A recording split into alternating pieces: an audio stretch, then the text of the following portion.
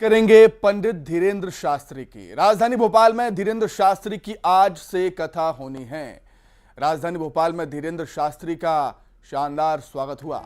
चिकित्सा शिक्षा मंत्री विश्वास सारंग ने उनका स्वागत किया। आज और कल राम कथा, हनुमंत कथा सुनाएंगे पंडित धीरेन्द्र शास्त्री। 28 सितंबर को सुबह 10 बजे से उनका दिव्य दरबार लगेगा, जहां पर पर्चे भी बनेंगे। गणेश प्रतिमाओं का कथा स्थल पर ही विसर्जन होगा। तो धीरेन्द्र शास्त्री कथा सुनाएंगे। और दरअसल एक खास बात और भी है, गणेश प्रतिमाओं का कथा स्थल पर विसर्जन भी होगा। कथा स्थल पर विसर्जन कुंड बनाए गए हैं। 55 एकड़ में ये पूरा कथा पंडाल बनाया गया है, जहां मतलब कथा भी सुनी जाएगी और विसर्जन की व्यवस्था भी यहां पर होगी। धीरेन्द्र शास्त्री, शानदार उनका स्वागत हुआ। विश्वास कैलाश सारंग चिकित्सा शिक्षा मंत्री हैं, उन्होंने स्वागत किया। आज और कल हनुमंत कथा 28 सितंबर को 10 बजे से दिव्य दरबार लगेगा। और खास बात यह भी रखी गई है, गणेश प्रतिमाओं का विसर्जन की व्यवस्था भी यहां पर की गई है। विसर्जन कुंड बनाया गया। पूरा ये जो कथा पंडाल है, ये 55 एकड़ में बना है।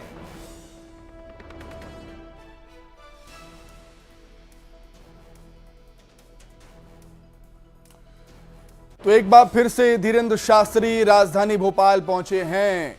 हिंदू राष्ट्र की हुंकार भरने वाले दमदारी से अपनी कथाओं में मीडिया से बातचीत करते हुए भी। तो एक बार फिर से दिव्य दरबार राजधानी भोपाल में लगने वाला है। विश्वास सारंग स्वागत करने के लिए पहुंचे थे। वो तस्वीरें फूल मालाओं से, पुष्प गुच्छ से धीरेन्द्र शास्त्री का स्वागत हुआ राजधानी भोपाल में।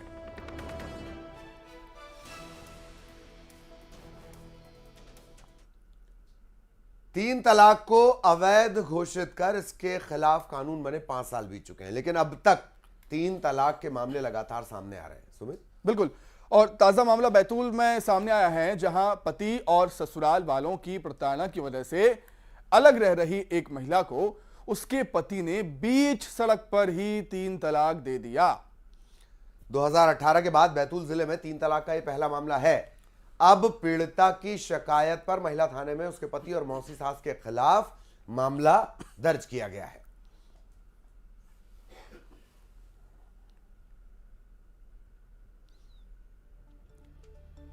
हालांकि इन दोनों की सुलह का मामला अदालत में भी चल रहा है। अदालत से जब ये बाहर निकले,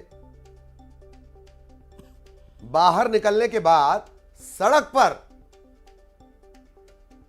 बीच सड़क पर पति ने कह दिया तलाक तलाक तलाक। सुलह का मामला अदालत में चल रहा है। इसमें दहेज का भी एक एंगल है, दहेज प्रताड़ना का भी एक एंगल है। पीड़िता महिला थाने पहुंची है, पति और मौसी सास के खिलाफ इसने मामला दर्ज करवाया है।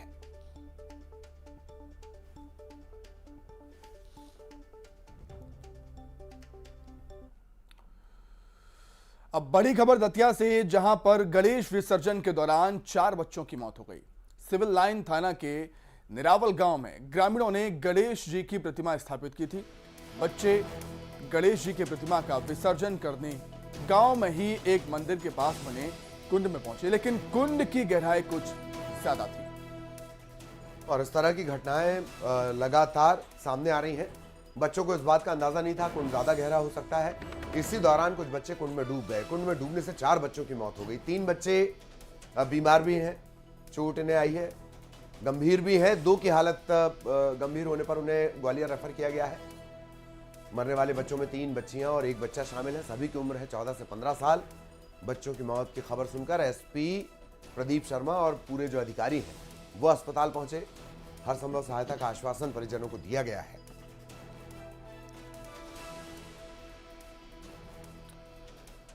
और ऐसी घटनाएं ना हो, इसलिए प्रशासन की तरफ से विसर्जन के इंतजाम किए जाते हैं, लेकिन शायद वहां पे थे नहीं।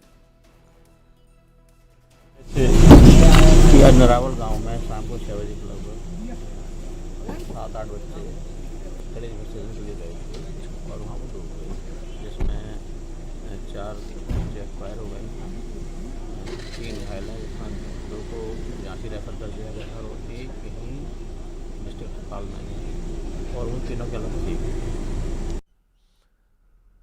और अब भिंड से बड़ी खबर मिल रही है। गौरी सरोवर पुल पर एक बार फिर गोली चली है। दोस्त का बर्थडे मनाने के दौरान गोली चली। गोली चलने से एक युवक घायल हो गया है। जिला अस्पताल में से भर्ती करवाया गया। गोली चलने का एक और मामला सामने आया है। युवक की हालत गंभीर है और गंभीर हालत में युवक को ग्वालियर रेफर किया गया। घटनास्थल पर बाइक छोड़कर बदमाश फरार हो गए। कोतवाली थाना पुलिस तमाम पहलुओं के आधार पर मामले की जांच कर रही है। भिंड से बड़ी खबर, गौरी सरोवर पुल पर एक बार फिर से गोली चली। दोस्त का बर्थडे मनाने के दौरान ये गोली चली है। गोली लगने से एक युवक घायल हो गया। घायल को जिला अस्पताल में भर्ती किया गया, लेकिन उसकी हालत गंभीर थी तो उसे ग्वालियर रेफर करना पड़ा। घटनास्थल पर बाइक छोड़कर बदमाश फरार हो गए हैं, जिनकी तलाश पुलिस कर रही है।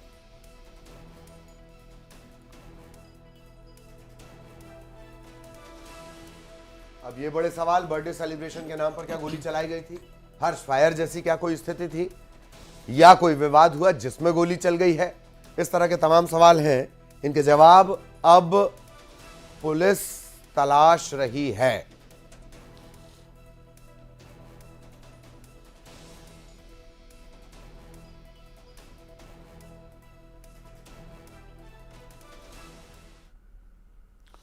और अब बात लोकायुक्त की। 2 जिलों में लोकायुक्त की टीम ने रिश्वतखोर कर्मचारियों पर शिकंजा कसा है। बड़वानी में सेंधवा जनपद के सीईओ रविकांत उइके 5 लाख की रिश्वत लेते रंगे हाथों गिरफ्तार किए गए हैं। दरअसल जुलवानिया गांव का ये पूरा मामला है सुमित। बिल्कुल, दरअसल जुलवानिया गांव में मनरेगा योजना के तहत स्कूल की दीवार बनने के लिए राशि स्वीकृत की गई थी, लेकिन निरीक्षण में स्वीकृत राशि के अनुसार निर्माण कार्य नहीं पाए जाने पर एफआईआर दर्ज नहीं कराए जाने की एवज में जनपद सीईओ रविकांत उइके ने रिश्वत की मांग की। पन्ना टाइगर रिजर्व में आज लोकायुक्त पुलिस ने छापेमारी की। लोकायुक्त पुलिस में बाबू रमेश प्रसाद शुक्ला को 3000 रुपए रिश्वत लेते रंगे हाथों गिरफ्तार कर दिया गया। तो ये 2 तस्वीरें बड़वानी और पन्ना की, जहां रिश्वतखोरों पर, घूसखोरों पर शिकंजा कसा गया है। ये जो मामला है, पन्ना का जो मामला है, संविदा कर्मी ब्रजेश रैकवार से मानदेय बढ़ाने की एवज में 20,000 रुपए की रिश्वत मांगने का है। इसकी शिकायत संविदा कर्मी ने लोकायुक्त सागर से की थी। दोनों ही मामलों में लोकायुक्त तक शिकायत पहुंची और उसके बाद ट्रैप बिछाकर यह बड़ी कार्रवाई की गई है।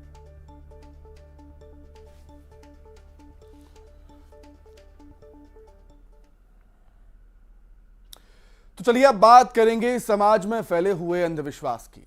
खबर सतना से, जहां अंधविश्वास के चक्कर में एक युवक ने अपना गला काटकर जान देने की कोशिश की। मामला चित्रकूट के बरौंदा थाना क्षेत्र के चूवा खेरवा के पहाड़ में स्थित मां आलोपी मंदिर का है।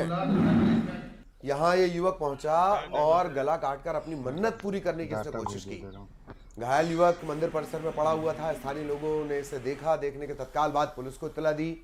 पुलिस इस घायल युवक को मझगवां अस्पताल लेकर पहुंची, भर्ती करवाया गया, लेकिन बेहतर इलाज की दरकार के चलते इसे जिला अस्पताल रेफर किया गया है।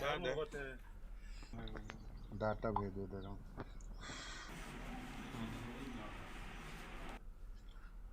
और अब रुक करेंगे इंदौर का, जहां आईडीए में उस वक्त हड़कंप मच गया जब यहां लोगों ने अपने कपड़े उतारकर अधिकारियों के टेबल पर रख दिए। ये सभी